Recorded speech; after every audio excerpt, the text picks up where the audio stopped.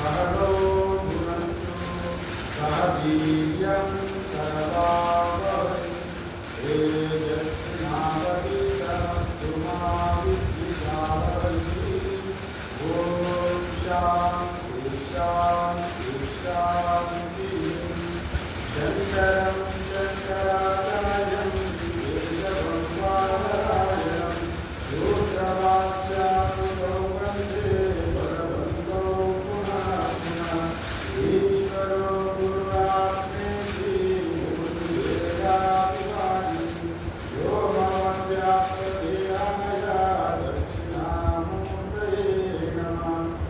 ॐ शान्ति शान्ति शान्तिः। हरि ओम सज्जनों, हम लोग कठोपनिषद का परिचय करवाया था और शास्त्र का भी परिचय हो गई। और कल तो उपनिषद नहीं हो पाया, गुरु पूर्णिमा का बाद में प्रवचन का। अभी हम लोग से कठोपनिषद का विचार करेंगे। ये कठोपनिषद कृष्ण यजुर्वेद का काटकी शाखा का अंतर्गत यहाँ होने के नाते इसका नाम पड़ा कठोपनिषद। काटकी शाखा का अंतर्गत है। काटकी का मतलब क्या होता है? काटकी भी वो शाखा का नाम है, वो काटकी नहीं, उसका अर्थ में क्या है? काटकी का मतलब क्या होता है? वो उनको पूर्व में एक एक शाखा का एक एक नाम दिया गया। अच्छा। तो उसको संस्कृत में काटकी की मतलब देखना पड़ेगा। काटकी तो शाखा अंतर्गत में तो क्या होता है काटकी का? हाँ, काटकी का वो शाखा में वो अंतर्गत में था, उसी का वो नाम ये दिया गया काटकी शाखा में। काटकी का मतलब क्या है? काटकी का मतलब होता होगा वो थोड़ा देखना पड़ेगा। हाँ, देखो। हाँ, आपको बताएंगे। ठीक है। हाँ, ये कृष्ण यजुर्वेद का जो काटकी शाखा के अंतर्गत होने के नाते इसका कठोपनिषद है, यहाँ पर वैसा उल्लेख किया गया। और इसमें 2 अध्याय है। हमारा जो कठोपनिषद में 2 अध्याय है। एक एक अध्याय में 3 वल्ली है। वल्ली मीन्स हम लोग चैप्टर सब चैप्टर जो सेक्शन बोलते हैं ना, वैसा ही यहाँ वल्ली बोला जाता है। कहाँ का खंड बोलता है अलग अलग। यहाँ कठोपनिषद में वल्ली नाम से परिचय दिया गया। और 2 उपनिषद एक 2 अध्याय है, एक एक अध्याय में 3 वल्ली है और 6 वल्ली, पूरा 6 वल्लियाँ है। और भगवद गीता में कई श्लोक एक कठोपनिषद से आया है, जैसे ऊर्ध्वमूलम् अधश्चाकम् ईशो श्वर्तः सनातनः, ये उपनिषद में। और भगवद गीता में 15वीं अध्याय में भी जो श्लोक शुरू होता है ऊर्ध्वमूलम् अधश्चाकम् इत्यादि। और वैसा कई मंत्र भगवान श्री कृष्ण परमात्मा ने कठोपनिषद से कई मंत्र लिया गया। मैंने आपको समझ लेना कठोपनिषद कितने महत्वपूर्ण है। इसलिए कठोपनिषद का सरल भाव से इसको ब्रह्म ज्ञान का प्रतिपादन किया है। और इस उपनिषद जो ब्रह्म विद्या प्रतिपादन गुरु शिष्य परंपरागत है। और जैसा गुरुजी यमजी सूर्यपुत्र यम गुरुजी है, और नचिकेता जो वादश्रवस का उद्धारक का पुत्र जो नचिकेता है वो शिष्य है। ये पूरा परंपरा कठोपनिषद दोनों का संभालता रूप में आया। और शंकरा भगवान ये भाष्य लिखते हुए ये नचिकेता का और यम का भी नचिकेता भी दोनों का भी वर्णना किया गया। ओम नमो भगवते वैवस्वताय मृत्यवे ब्रह्म विद्या आचार्याय नचिकेत से चा। मतलब ब्रह्म विद्या का जो आचार्य है यम सूर्यपुत्र यम का मेरा नमस्कार है।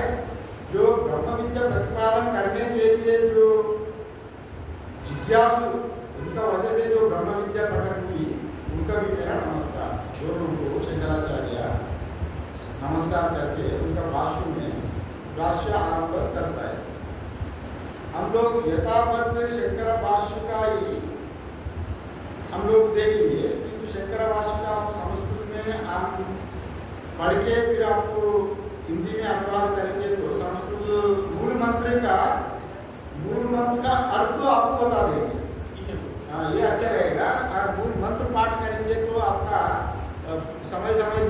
में आपको समझ में नहीं आएगा संस्कृत का ज्ञान, फिर थोड़ा बहुत अच्छा नहीं लगे, बोर लगेगा।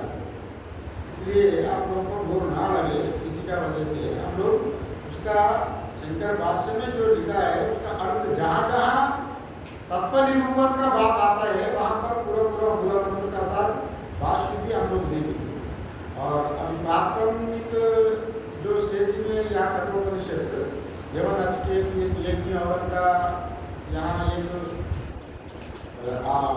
उनका यज्ञ का आयोजन किया गया था उनका पिताजी ने, उसी का क्रम से ये उपनिषद शुरू होता है। और ये कृष्ण यजुर्वेद का जो शांति पाठ है सहना भवतु का, शांति पाठ सहना भवतु है, और एक एक उपनिषद का एक एक शांति पाठ है। और ये कृष्ण यजुर्वेद का वो भी तैत्तिरीय उपनिषद भी कृष्ण यजुर्वेद का अंतर्गत में आता है, इसलिए ये कृष्ण यजुर्वेद का उपनिषद का शांति पाठ को सहना भवतु यहाँ लिया गया। हमारा जो कठोपनिषद का भी शांति पाठ है सहना भवतु। इसलिए हम लोग पहले शांति पाठ का इसका व्याख्या करेंगे, और हर मंत्र का आपको दोहराता नहीं, मैं पढ़ ले होगा। और कई कई जगह में मंत्र आचार्य पढ़ता है, बाकी श्रोता दोहराता है। इसमें आपको उपनिषद का मंत्र आप लोगों को थोड़ा अभ्यास ना होने के नाते मैं अकेला ही मंत्र पढ़ के आप लोगों को इसका अर्थ व्याख्या करूँ।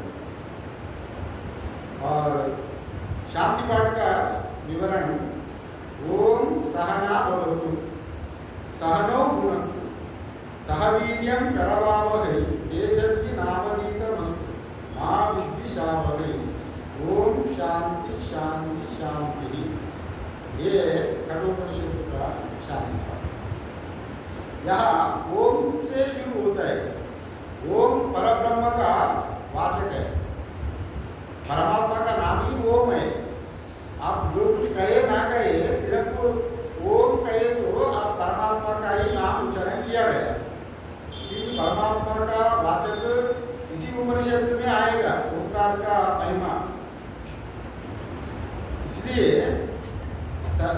सर्वे वेदा यत्पदमामनन्ति यदिच्छन्तो तपारंसि सर्वांच यद्वदन्ति इत्यादि रूप में ये ओंकार का ही वर्णन यमराज ने नचिकेत को बताता है। सर्वोपनिषद का सार है ओंकार। ओंकार निर्गुण ब्रह्मा का ये वाचक है। अब ओंकार का उच्चारण कर रहा है तो ब्रह्म का ही उच्चारण कर रहा है, परमात्मा का ही उच्चारण हो रहा है ओंकार का नाम से। इसलिए ओम शब्द का यहाँ पर बताया ओम परब्रह्म परमात्मा का ही नाम है। और वो परमात्मा से प्रार्थना कर रहे हैं। ये परमात्मा, वो मतलब परमात्मा, ये परमात्मा। और सहनौ भवतु, यहाँ नौ मतलब दो, संस्कृत में नौ मतलब, सहनौ मतलब दो, हम दो गुरु शिष्य दोनों को मिलकर के, हाँ मिल करके, दोनों को मिल करके गुरु शिष्यों की साथ साथ अवधु रक्षा करें, हम दोनों को साथ साथ में रक्षा करें। क्योंकि यहाँ पर बाकी मंत्रों में साथ साथ नहीं आएगा। अभी आप भद्रम करने सुनियाम देवा भद्रम पश्ये माक्षे जाता है इत्यादि मंत्र में हम भद्र वस्तु मान अच्छा वस्तुओं को सुने, अच्छा वस्तु को देखे, हमारा शरीर स्वस्थ रहे, अपना अकेले के लिए है वो आप्यायतु ममांगानि इत्यादि, मेरा अंग अच्छा रहे, अपने के लिए खुद के लिए मंत्र है बाकी। किंतु यहाँ विशेषण है दोनों के, गुरु श्रोता वक्ता दोनों के लिए यहाँ पर मंगल कामना परमात्मा से कह रहा, हमारा स्वास्थ्य अच्छा रहे। और सहनो दोनों का साथ साथ गुणत्व पालन करे। माने ये पालन करना मतलब क्या पालन करना, ये भी विशेषण 9वें अध्याय में अनन्य चिंतयन्तु माम ये जना परिपासते, इसमें आचार्य शंकर जी ने अर्थ दिया ना, पालन करे मतलब आपका पास जो चीज नहीं है वो चीज आपको परमात्मा देगा, आपका पास जो चीज है उसको रक्षा करेगा। मतलब यहाँ ये गुरु शिष्य जितने अध्ययन किया, साधना किया, उसको पालन करना, गुणत्व मीन्स पालन करे। माने हमारा हम जितने दिन साधन भजन करके मेरा जीवन बनाया, वो जीवन से हम लोग नीचे ना गिरे, जैसा काम को लोग मुंह में ना पड़े, हमको पालन कर रक्षा करे, पालन करे, यही पालन। सह हम दोनों को साथ साथ ही वीर्यम शक्ति ददातु, माने हम लोग का प्रकाश दो, हम दोनों को सक्षम रहे, प्रकाश रहे, स्वस्थ रहे, हम दोनों का वीर्य शक्ति दो, माने हमको बोलने का शक्ति दो, श्रोता का सुनने का शक्ति दो। क्योंकि अगर श्रोता आचार्य स्वास्थ्य अच्छा नहीं रहे तो नहीं बोल पाए, शिष्य का भी स्वास्थ्य अच्छा नहीं तो वो उपदेश ग्रहण नहीं करेंगे, मन उधर इधर जाएगा। और दंत का आपको दंत का कुछ इलाज चल रहा है तो दंत का दर्द ज़्यादा हो जाता है, मन बार बार दंत का दर्द में ही जाता है। और उपनिषद पाठ करें तो दंत में कहाँ इलाज करना, क्या करना, किसने पीड़ा दे रहे हैं, वो एक बताया। शरीर का किसी भी क्या अंग, शरीर का किसी का भी अंग अगर थोड़ा बहुत वो काम नहीं कर रहा है, फंक्शन नहीं कर रहा है तो मन उधर ही जाएगा। इसलिए अपना स्वास्थ्य अच्छा रहे, इसके लिए भी प्रार्थना कर रहा है। और दोनों का साथ साथ ही वीर्यम शक्ति, दोनों को शक्ति दो और करवावे, प्राप्त करे, दोनों का शक्ति प्राप्त करे। नौ सह दोनों की अधीतम मीन्स जो हम अर्जित किया हुआ विद्या, अधीतम मीन्स जो अर्जित किया हुआ विद्या का वो तेजस्वी बना दो, तेजोमय बना दो, उसका फलीभूत करा दो। मतलब हम जो कुछ विद्या अर्जित किया गया उसका फल दे दो, उसका तेजोमय बना दो, उससे हमारा जीवन हमेशा उसको नाम दोगे। उसी का जो पढ़ा हुआ विद्या का जब स्मरण हो जाता है, हम लोग रास्ता से भटकेंगे नहीं। जब संकट आएगा, विकट आएगा, वो हमारा अंदर से जो विद्यमान है विद्या, वही प्रकाश हमको दे देगी, वो तेज हमको दे दो, अस्तु हो वैसा विद्या हमको दे दो। माँ विद्विषावहै, हम दोनों परस्पर द्वेष ना करें। और माँ विद्विषावहै, दोनों का बीच में, गुरु चेले का बीच में कोई टकराव ना आए, कोई विवाद ना खड़ा हो जाए, कोई द्वेष ना हो जाए, ये बात बताए। ये थोड़ा महत्वपूर्ण बात है। साधारण तो विवेका चूड़ामणि में भगवान शंकराचार्य कहते हैं, अपना पुत्र को लेके ही पिता डरता है।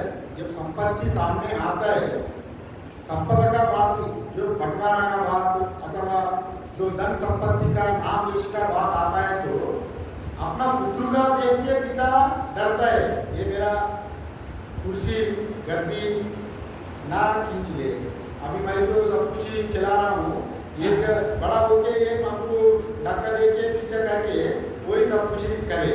इसलिए पिता पुत्र जब बचपन में पिता पुत्र का बड़ा स्नेह रहता है, मेरा पुत्र बड़ा हो जाए, बड़ा महान हो जाए, ऐसा कामना करता है। किंतु कहीं कहीं पिताजी लोग, पिता सक्षम है, पिता का चलाने का सक्षम है, पुत्र भी योगी बन गया, पिता नहीं चाहता ये आपको नीचे करके ये ऊपर उठे, क्योंकि मेरा नाम नहीं रहेगा समाज में, वैसा कई पिता लोग हैं। इसलिए वो बात अलग है संसार। किंतु यहाँ गुरु शिष्य का बीच में द्वेष का बात आया।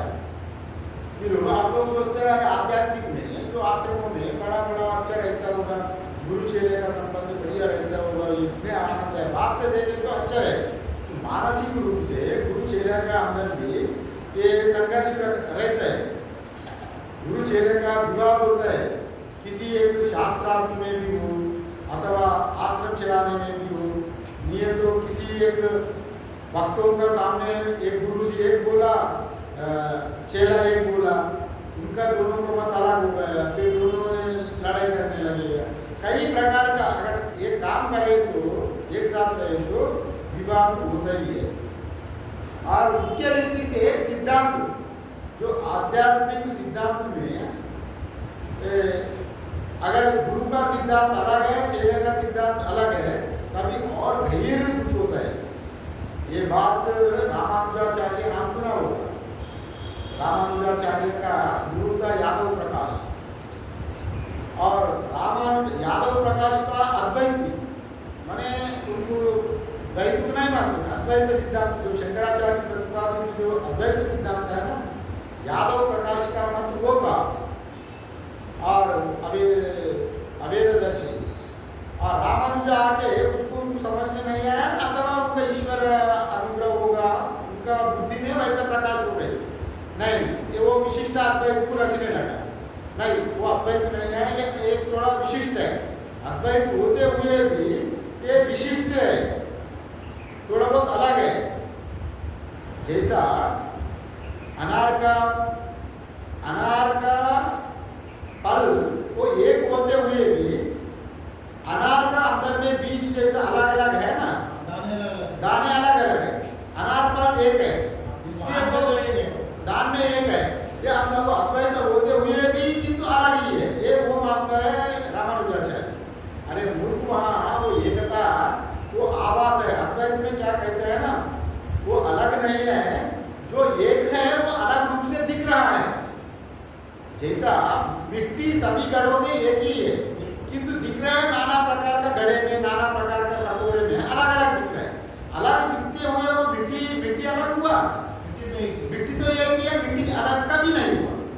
किंतु रामानुजा का फिलॉसफी है, जितने जीव है उतने आत्मा है, और वो अलग है। ब्रह्म तो एक जैसा है, जैसा अनार जैसा ब्रह्म, अनार का चिल्ले जैसा अंदर में, तो फिर अलग भेद है। वो भेद को रामानुजा वो सिद्धांत में टकरावा गई। फिर यादव प्रकाश जी ने क्या किया, ये पूरा चौपट करेगा। अगर ये रामानुजाचार्य आचार बन के फिलॉसफी आए तो मैं अनादिकाल से मेरा गुरु आपको जो सिखाया, मैं जो सिद्धांत में पालन कर रहा हूँ, ये पूरा चौपट करेगा। इनको जिंदा छोड़ना नहीं, मार डाल गुरु चेले को। और रामानुजा को मार डालने के लिए योजना बनाया यादव प्रकाश जी ने। हम लोग देखो भाई, हम लोग सभी गंगा स्नान करने जा रहे हैं, अभी गंगा जी का स्नान करके उत्तर भारत जा रहे हैं, चलो सब चलिए। और यहाँ वो चलते चलते कभी मध्य प्रदेश उत्तर प्रदेश का बीच में का जंगल में, तो आरावती ऐरावती पर्वत का बीच में एक जगह में एक रात में योजना बनाया था रामानुजाचार्य को मार डालने की। और उसी रात रामानुजाचार्य इतने गहन भक्ति था श्रीमद नारायण का प्रति। श्रीमद नारायण एक बुरा बुरी रूप में आके जहाँ उनको उस दिन मार डालने का योजना बनाया था, सबको अलग कर दिया, इनको अलग कर दिया। और उसी दिन नारायण ने प्रकट होकर उनको फिर वापस ले आया फिर श्रीरंगम। तो श्रीरंगम में लाके फिर परमात्मा को बचा दिया। माने जब देश होता है गुरु चेले का बीच में, किसी आदमी तक भी जा सकता है, इसलिए वो देश होता है, इसलिए वो विवाद ना हो जाए। हाँ, विशाप है, हम लोग का बीच में विवाद ना हो जाए, गुरु चेले का बीच में विवाद ना हो। और हमारा ये पूर्व रामानुजाचार्य का भाव इदानीं काल में भी चेले गुरु का बीच में इतने टकराव आता है। कभी कभी अभी गुरु पूरा गद्दी संभाला, कई साल वो आचार्य बना, महामंडलेश्वर बन के, अभी उनका पूरा रिटायरमेंट हो गया, जरा अवस्था में है। अभी जब तक गुरु चले जाएंगे नहीं, चेले बड़ा हो गया, चेले भी बचपन में चेले बना, उनका भी योग्यता आ गई, वो भी राह देख रहा है मैं मंडलेश्वर का फिर वैसा वैसा भी देखा गया, गुरु जी की निपटा देता है, चलो भाई ये पूरे आदमी आए, चलो अभी हम कितने दिन वेट करना है, अरे वो द्वेष भी आता है। और कोई सच्चा साधक है, गुरु प्रति निष्ठा है, और कुछ भी नहीं चाहिए, परमात्मा ही चाहिए, वो बात में आप अडिग रहेंगे तो अंत तक गुरु का सेवा करेंगे।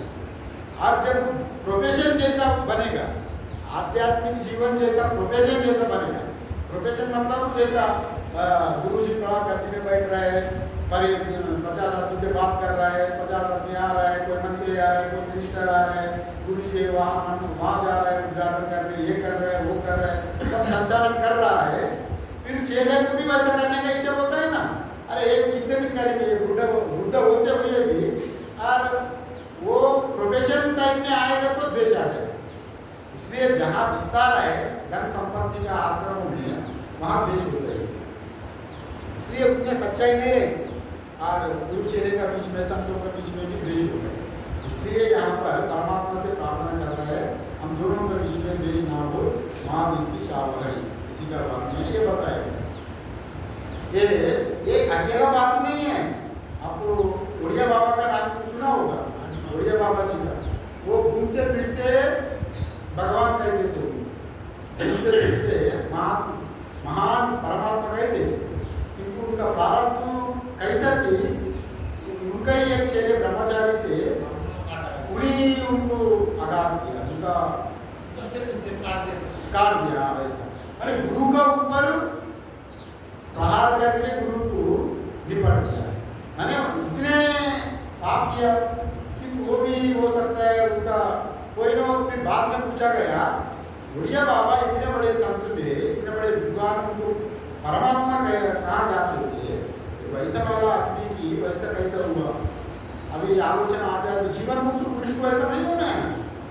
फिर बाद में संत लोगों ने दिया, उनका प्रारब्ध का कर्मफल किसी एक जीवन में उनकी वैसा कुछ कर चुका होगा, उसका दोनों का बीच में एक जन्म का संबंध नहीं बनता है ना, कई जन्मों का फल से एक दूसरे से जुड़ता है। आप घर में भी पति पत्नी रहते हो, हम साथ जीवन में एक साथ रहेंगे, हम जन्म जन्म में पति पत्नी रहेंगे, वैसा कहा जाता है ना, 7 जन्म का, 7 जन्म का बोलते रहते हैं, मैं तो पक्का करेगा किंतु वो नहीं पता। अब अगर कुछ हो जाता है तो हो जाता है, एक जन्म का संस्कार फिर अगले जन्म भी आ जाता है, पिछले जीवन में वो क्या कैसे किया वो प्रारब्ध करना बताएगा। इसलिए गुरु शिष्यों का बीच में भी द्वेष आने का कई संभावना होता है। और ये शांति मंत्र यहाँ पर समाप्त होता है। ओम सहना भवतु सहनो भुनक्तु सह वीर्यं करवावहै तेजस्वी नावनीतमस्तु मा विद्विषावहै। और यहाँ साथ मैंने साथ में हम दोनों को एक साथ में परमात्मा हम दोनों को रक्षा करे, दोनों को स्वस्थ अच्छा स्वास्थ्य रखे, दोनों को प्रकाश दे, दोनों को हमारा बीच में दोनों का जो बोध जो कुछ है हमारा ज्ञान प्राप्त किया, दोनों को ज्ञान को रक्षा करेगा। जो कुछ हम लोग साधन किया उसको आपको गुणत्व पालन करें। और ये दोनों की ये बात यहाँ पर बताना, दोनों के बीच में द्वेष ना हो जाए, आपको जो कुछ हो रहा है साफ साफ चले जीवन, जो वक्ता श्रोता दोनों के बीच में टकराव ना आए, ये बात यहाँ बताए। और दोनों का स्वास्थ्य के लिए मंगल कामना के लिए यहाँ पर परमात्मा से प्रार्थना किया, ये सहना भवतु मंगल। अभी हम लोग प्रथम अध्याय और ये प्रथम बल्ली भगवत खगोपनिषद का प्रथम अध्याय प्रथम बल्ली में जा रहा है। और इस प्रथम मंत्र का यहाँ पर मैं उच्चारण करूँगा। आप लोग तो किताब नहीं है, किताब को उच्चारण नहीं करेंगे, मैं अकेले उच्चारण प्रयास करते नहीं। हाँ प्रयास करते हैं, किताब लाते हैं। अगर मिले तो सबको बांटे तो सब मिलके पाठ करेंगे वो अच्छे मिलेगा। ओम ऊषन्न वै वाजस्रवसः सर्ववेदसंददो तस्याः नचिकेतानां पुत्र आसा। ये प्रथम मंत्र। ओम ऊषन्न वै वाजस्रवसः, एक वाजस्रवसा नामक एक वैदिक ऋषि का, वाजस्रव का पुत्र का नाम वाजस्रवस, वैसा यहाँ उल्लेख किया गया। वाजस्रवस का पुत्र वाजस्रवसा, तो वाजस्रवसा को उद्धारक का नाम से भी जाना जाता है। यहाँ वाजस्रव मीन्स वो ऊषण्णवै वाजस्रव। ऊषण मीन्स यहाँ पर शंकराचार्य भाष्य में लिखा ऊषण सकाम कर्म बल को चाहने वाला का नाम ऊषण किया गया। ऊषण नाम से कहा गया आचार्य शंकर ने। ऊषण मतलब जो कुछ हम लोग यज्ञ करता है सकाम कर्म बल को चाहने वालों को ऊषण कहा गया। और भट्टभास्कर ने उसका अर्थ दूसरा दिया। भट्टभास्कर ने ऊषण मतलब एक नाम भी हो सकता है। आप पूछा ना काका मतलब क्या होता है, मैं अगर अपना नाम से कुछ एक नाम बता दूँ आपको वो विरोध हो सकता है। उसको मैं थोड़ा जानकारी हो जाए तो थोड़ा संदिग्ध में उसको अलग रख के बाद में बताना नहीं है। तो मैं अगर अरे कोई पूछ रहा है कुछ तो एक बता रहेंगे तो फिर वो दोष लग जाएगा। इसलिए वो ठीक अर्थ को बताने का ये विद्वानों के बीच में भी एक एक शब्द का अर्थ अलग अलग निकला। एक एक आचार्य एक एक अलग अलग निकला। फिर किसका राइट सही है किसका गलत है। यहाँ ऊषण मतलब आदिशंकराचार्य ने कर्म फल को चाहने वालों को ऊषण बोल के लिखा। भट्टभास्कराचार्य ने लिखा ऊषण मतलब एक व्यक्ति का नाम ऊषण है। यानी वो वाजस्रवस, जो वाजस्रवस का पिताजी का नाम हो सकता है। वाजस्रवस का प्रापितामह उनका दादाजी का नाम ऊषण हो सकता है, वैसे लिखा। और वो नामों में क्या है हम लोग अर्थ को देखिए। और वो इस यहाँ भी ओम आ गया। ओम से शुरू होता है। यहाँ सच्चिदानंद परमात्मा के जो नाम का स्मरण करते हुए यही नाम ओम है। और हम चांदोग्य उपनिषद में कहा गया ओंकार उपासना का बारे में।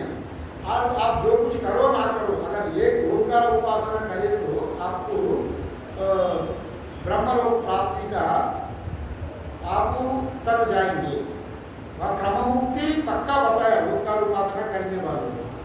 मगर ये ओंकार सभी वेदों का सार है। इसलिए परमात्मा का नाम वाचक नाम है। पर ओम परमात्मा का नाम है जी, अर्थ परमात्मा है।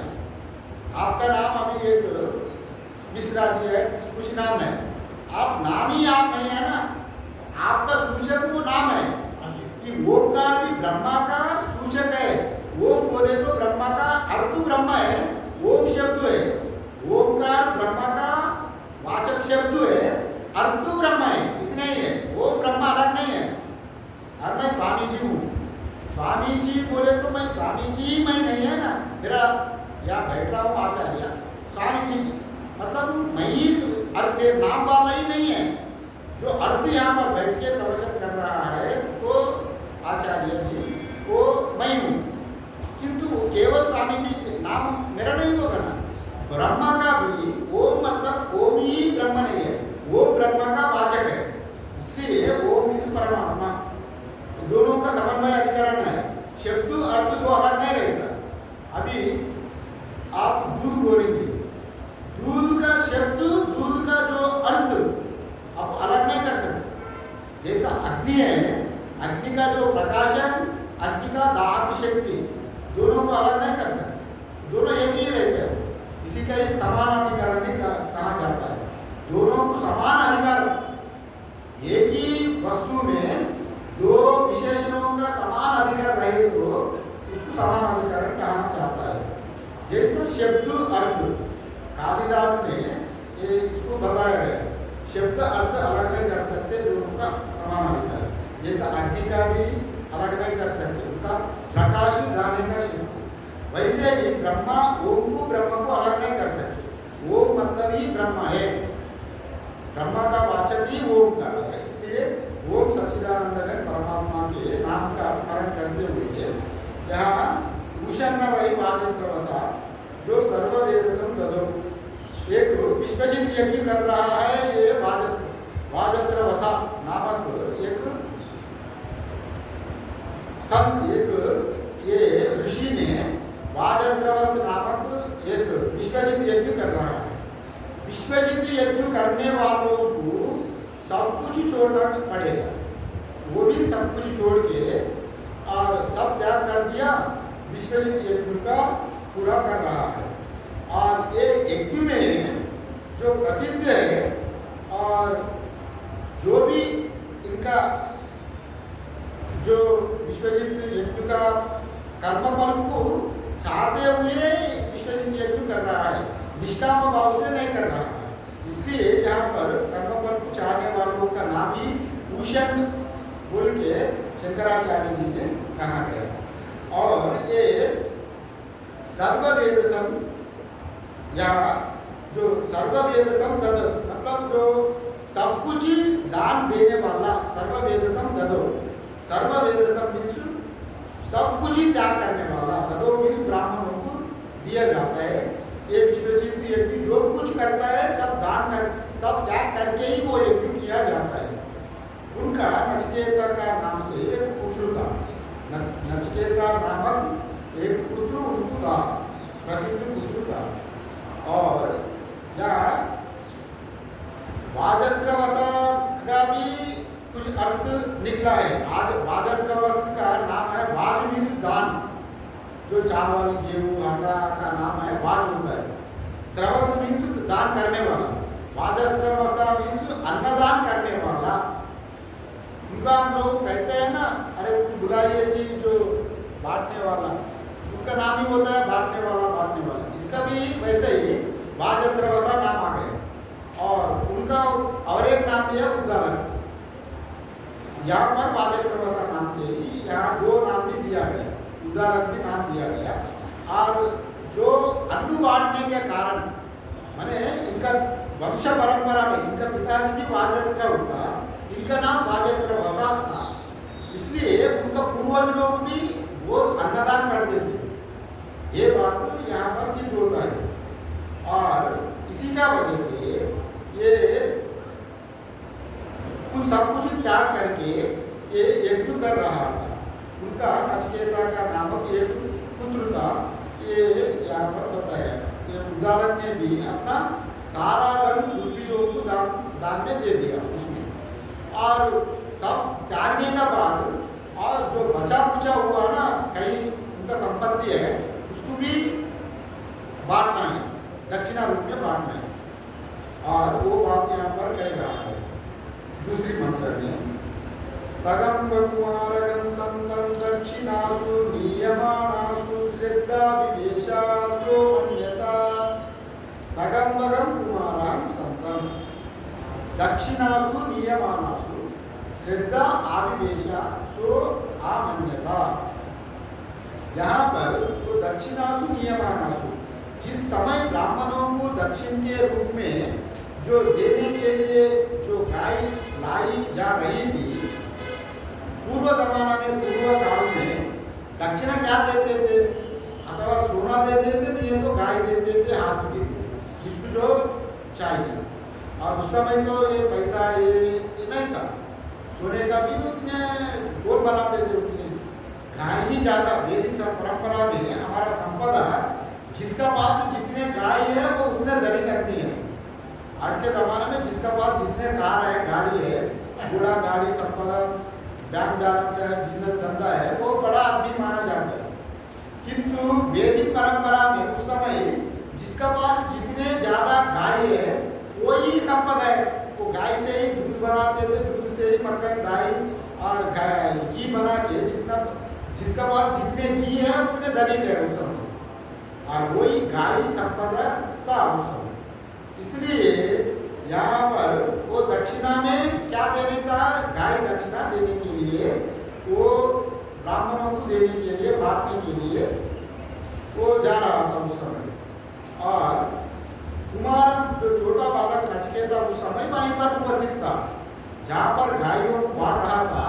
उस समय छोटा बालक में नचिकेता वहाँ पर उपस्थित था, मौजूद था। वो सब देख रहा था। बच्चे लोग देखते हैं ना, बड़े लोग क्या क्या कर रहे हैं, वो देख रहा था उस समय। और कुमारकम बालकम संतम, और होने पर भी उस नचिकेता में श्रद्धा, आस्तिक बुद्धि जागृत हो गई। जो पिताजी ने जो गाय दे रहा है, जो दक्षिणा दे रहा है, वो सब देख के उनका मन में थोड़ा चिंता आई, थोड़ा जानने का जिज्ञासु आई। ये क्या क्या दे रहे हैं पिताजी, कैसे कैसे दे रहे हैं? ये क्या बात है, वो जानने का इच्छुक हो गया और थोड़ा गहरे से देखने लगा। वो आस्तिक का बुद्धि जागरूक हो गई, श्रद्धा और मैं और गहरे से देखूँ उसको क्या क्या दे रहे हैं। और श्रद्धा आविवेशा, श्रद्धा उत्पन्न हो गया।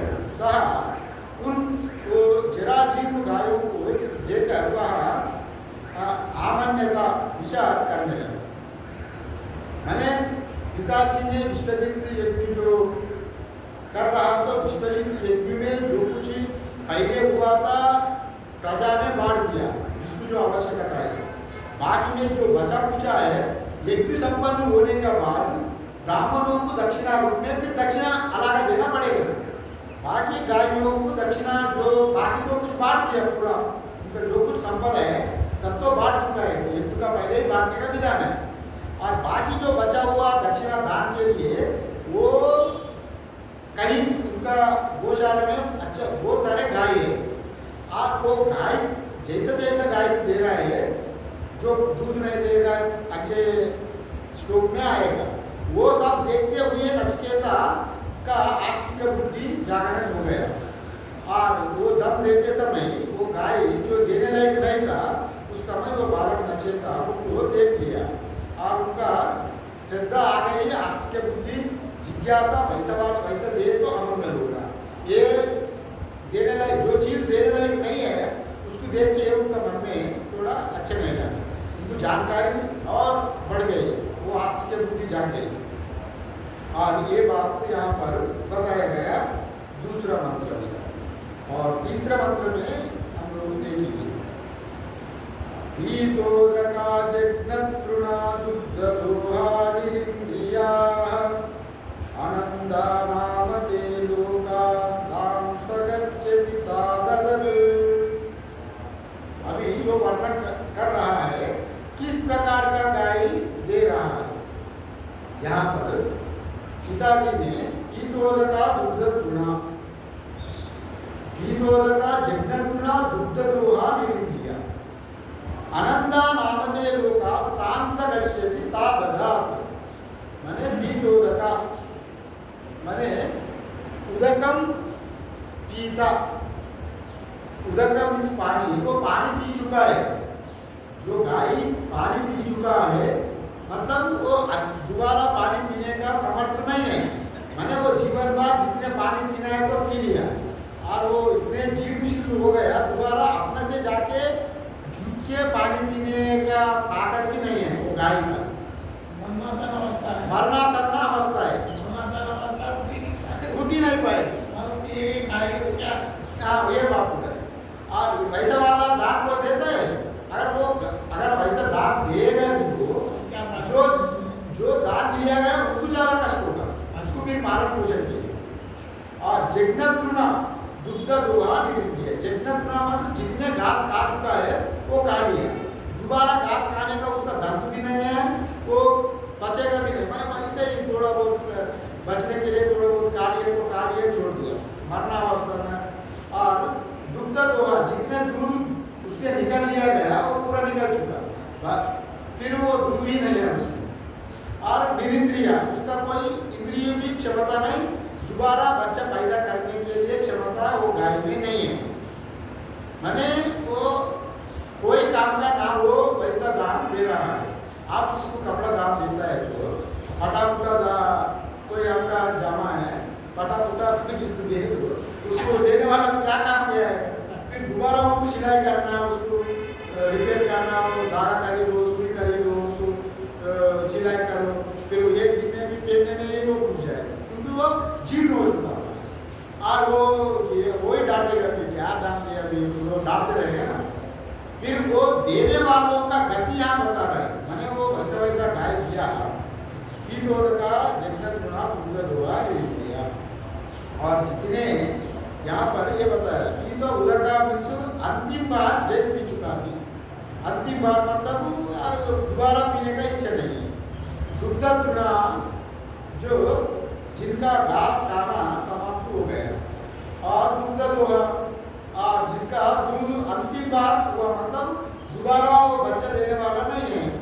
और निरिंद्रिया उसका इंद्रिय सक्षम नहीं है, वो पूरा शिथिल अवस्था में पहुंच गए। और कहा ऐसी जो निरर्थक मरणासन गवों को ददा दान में दे रहे हैं पिताजी, वो देकर सा ददा वैसा जो दान देने वाला किस लोक में जाएगा?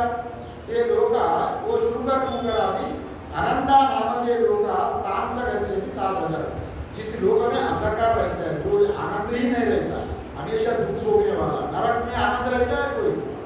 नरक में जो भोग यातना के लिए जाता है पाप करके, उनको यातना शरीर मिलता है। वह यातना शरीर मिले तो चूल्हा में चढ़ाएगा, तेल में उगलाएगा, फिर वो रोने पड़ेगा, यातना होता है। वो यातना में आनंद नहीं मिलता है। वैसा नरक में जाता है, ये भी एक अर्थ आता है। फिर नीचे योनि में भी जाता है, मतलब जो सुअर कीट पतंग आदि योनियों में हमेशा कष्ट भोगने योनियों में जाएगा। ये तो कई खेती में भाई होकर किसी बैलगाड़ी चलाता है ना, अभी 1 टन 2 टन बैलगाड़ी में लगा के उसको मारते मारते हम लोग देखते हैं ना, वैसा पाप योनि में जन्म लेके वो पाप भोगना पड़ता है। इसलिए जिस लोक में आनंद नहीं रहता, वैसा दान देने वालों को आनंद नाम के लोग, जहाँ आनंद नहीं रहता उसी लोगों को ये लोग जाता है। और ये बात पता है सुगर पुगर आदि योनि में आनंद जो सब प्रकार के जो मैंने सुखों से शून्य, आपको सुख ही नहीं मिलेगा। जहाँ जो दक्षिणा दिया गया, यहाँ एक होता है, अगर आप करें तो अच्छा करो, नहीं तो नहीं करो। अगर नहीं करें तो आपको नीचे नहीं गिरेंगे। आपका जीवन जितने तक है उतने में आप खड़ा, पैरों में खड़ा हो जाएंगे, अच्छा रहेंगे। अगर वो विपरीत दशा में गलत करेंगे तो फिर बुरा करें तो अक्सर बुरा का परिणाम भोगना पड़ेगा। वो अच्छा करने का नाम से जहाँ बुराई हो गया तो बुराई का परिणाम भी भोगना पड़ेगा ना। उनका उद्देश्य था यज्ञ करके महान कीर्ति अर्जन करें, महान उनका इंद्र का पद प्राप्त करें, बड़ा उनका सकाम का उपासक कर्म पर जाने वाला कुशल, उसी का वजह से यज्ञ कर रहा था। अरे यज्ञ करते समय सब कुछ त्याग देना, सब त्याग देने के बाद वो बचा रहा है किसके लिए? त्याग तो दिया है, उनका ममत्व बुद्धि जाग गई मन में, ममत्व बुद्धि जैसा होता है, हमारा शरीर से जो पैदा होता है ना, वो ही हमारा ही है, उनके लिए भी कुछ बचा के रखना। इनका जो वाजश्रवस वो सब कुछ त्याग करके दक्षिणा सबको बांट के ही ये विश्वजित यज्ञ का आयोजन किया।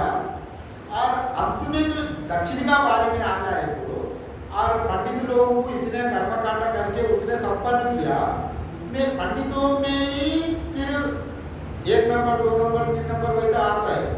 और कोई आके बड़ा पंडित आके आपको 6 घंटा 12 घंटा काम किया, उनका दक्षिणा अलग रहता है। कोई पंडित आके आपको 8 घंटा काम किया, उनका उसका नीचे दक्षिणा दिया जाता है। कोई आके 3 घंटा 2 घंटा काम किया तो उनका अलग। कोई आके आधा घंटा कुछ काम करके गया। पंडितों में भी बंटवारा करने समय हम लोग सबको समान देखना बोलता है ना, वो नहीं हो पाता है। व्यवहारिक जीवन में सबको समान नहीं हो पाता।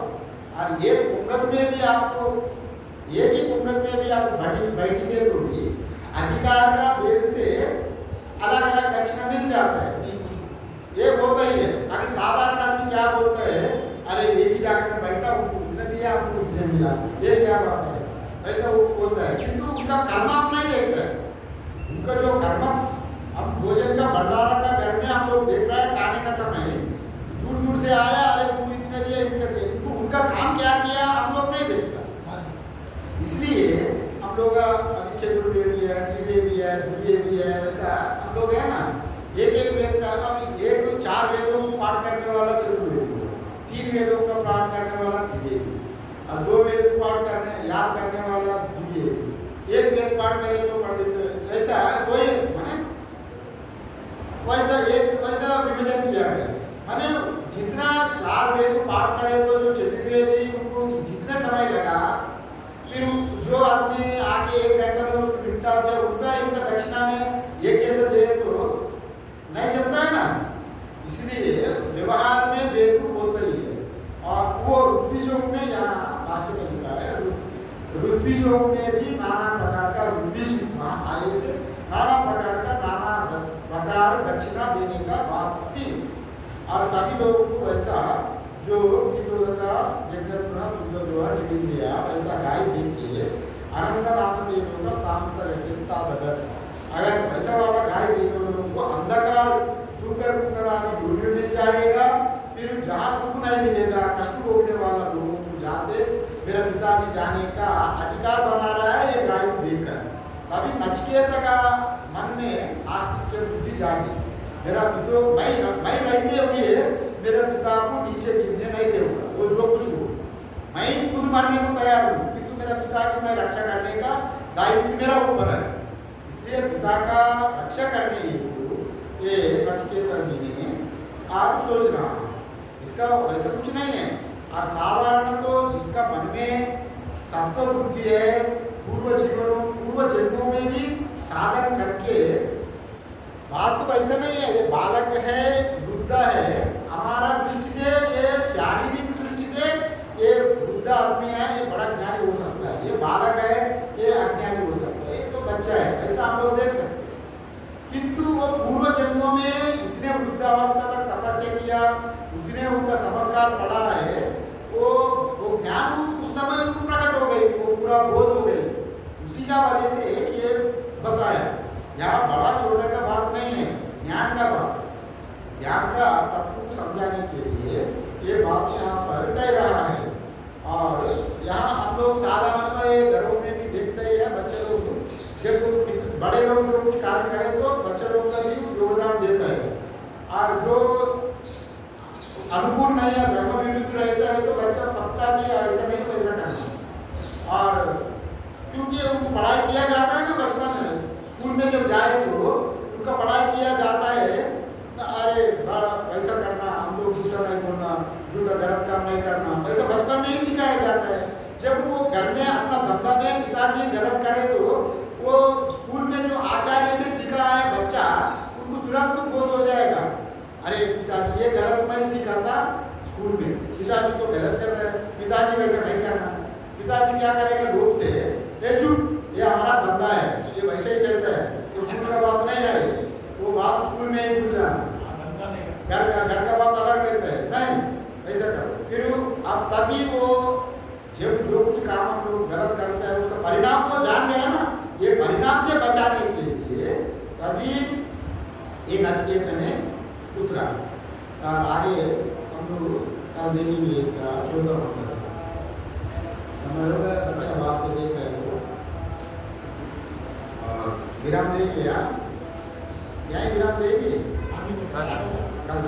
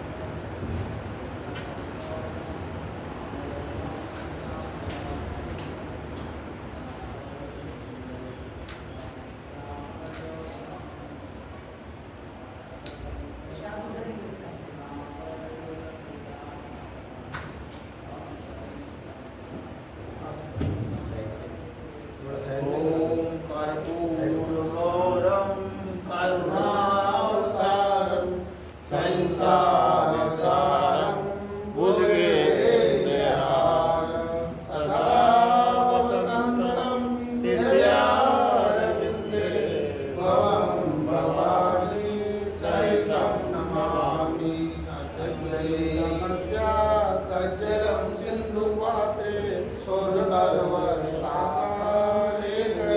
पत्रमूर्ति लिखति यदि रेवा शारदा सर्वकालं तदपि करुणानामीशपारं न याति त्वमेव माता च पिता त्वमेव त्वमेव बन्धु च सखा त्वमेव विद्या द्रविणं त्वमेव सर्वं मम देव देव ॐ नमो पार्वती हर हर महादेव।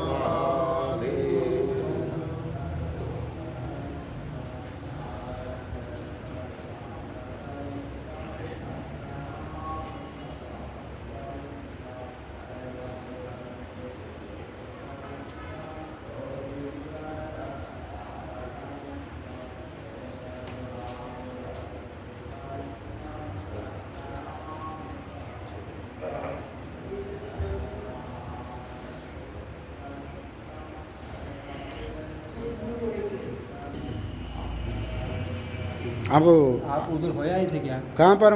मैं कल आश्रम नहीं गया, मैं वो रामकृष्ण मिशन पहाड़गंज में अच्छा। वहाँ गए।